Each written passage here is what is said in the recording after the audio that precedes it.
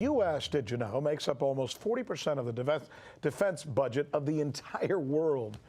Think about that. 40% of the budgets of the entire world. In fact, you would have to take the next 7 most powerful military countries in the entire world, add up all of their budgets to equal what the United States spends in 1 year annually.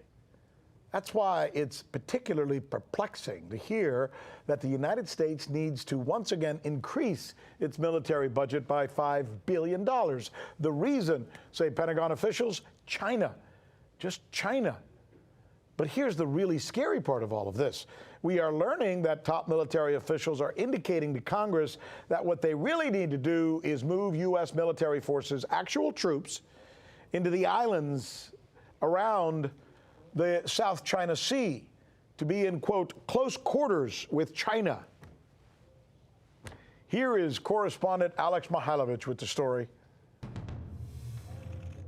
Just months ago, he said it on a visit to India in a not-so-coded language. And as the Indo-Pacific region faces acute transnational challenges, such as climate changes and challenges to a free and open regional order, cooperation among like-minded countries is imperative to securing our shared vision for the future. Now, in a much more direct statement, U.S. Secretary of Defense Lloyd Austin has made it clear what he believes one of the main challenges to our free and open regional order is.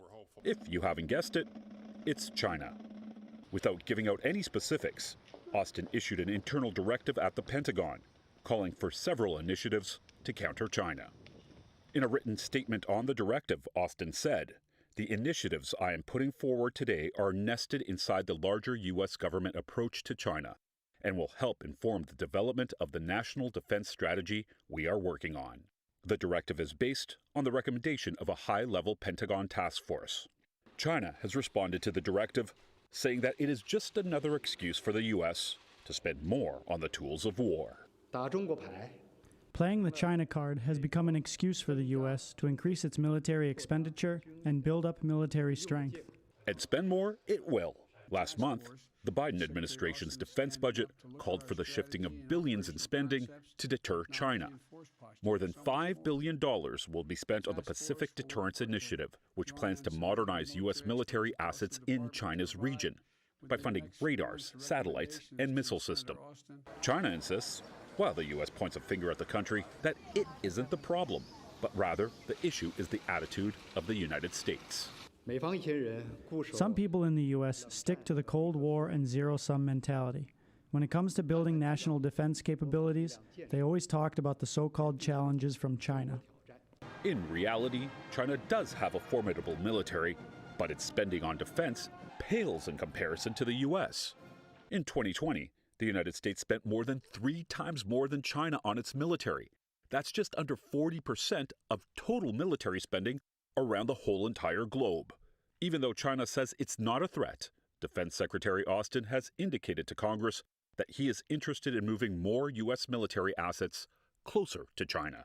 However, some in the U.S. government feel that such aggressive maneuvering will put Americans in danger, with China being capable of striking hard and fast in its neighborhood if it's pushed over the edge. The United States already has more than 70,000 troops in Japan and South Korea, and many say plans to further encircle China are simply making matters worse. For RT, I'm Alex Mihalovich. I don't know. Joining us now is former UK MP George Galloway. This idea, and I think Alex was able to capture it there with the final words in his copy there, in his script, in his report, where he says, final plans to encircle China. Encircle China. That's a word. That's a word that's laden with bravado, isn't it? It's a kind of madness, Rick, as Freddie Mercury almost sang. The more I heard, Alex, the more my heart sank. The idea of encircling the country with the biggest population in the world, with the biggest army in the world, which is the second biggest economy in the world, strikes me as a kind of madness. Encircle it for what? To blockade it? Does anyone think that China will allow itself to be blockaded? Do they think that China will not seek to break out of any such blockade in the first hour that it was imposed? The Chinese defense spending should not be a comfort to the United States military, because I'm not sure the numbers are right, Rick. China, of course, has an army that dwarfs any other army in the world, and the idea that US soldiers are going to be planted on islands around China is pregnant with so many terrifying possibilities as to chill the blood. It all feels like the run-up to the First World War to me, Rick. Everyone tooling up for war, so we'll have to have a war because we all tooled up for it. I really don't understand what the United States policy hopes to achieve. I don't think so much. It is so much about policy, George. You know what I think it is? I think it has more to do with money. I think it really is the tail that is wagging the dog in this case, and the tail is the military defense contractors and the folks who just want to keep on making weapons.